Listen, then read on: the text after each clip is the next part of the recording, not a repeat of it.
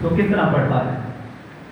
اس نے جواب میں کہا کہ خداوند اپنے خدا سے اپنے سارے دل اور اپنی ساری جان اور اپنی ساری طاقت اور اپنی ساری عقل سے محبت رکھ اور اپنے پڑوسی سے اپنے برابر محبت رکھ۔ اس نے اس سے کہا تو نے ٹھیک جواب دیا، یہی کر تو تو جیے گا۔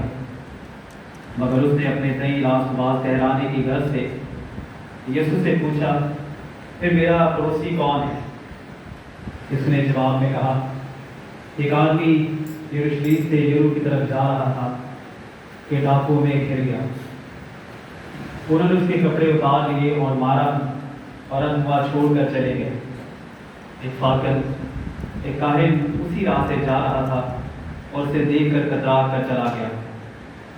اسی طرح ایک راوی اس جگہ آیا، وہ بھی اسے دیکھ کر کترا کر چلا گیا۔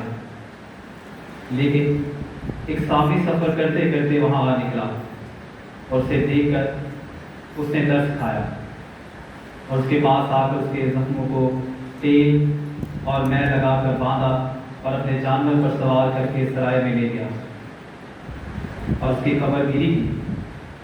دوسرے دن 2 دینار نکال کر بٹیارے کو دیے اور کہا اس کی خبر گیری کرنا اور جو کچھ اس سے زیادہ خرچ ہوگا میں پھر آ کر تجھے ادا کر دوں گا۔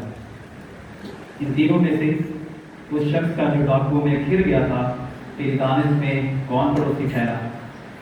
اس نے کہا وہ جس نے اس پر رحم کیا۔ یسوع نے اس سے کہا جا تو بھی ایسا ہی کر۔ کلام حق کے پڑھے اور سنے جانے پر خدا ان کی برکت ہو۔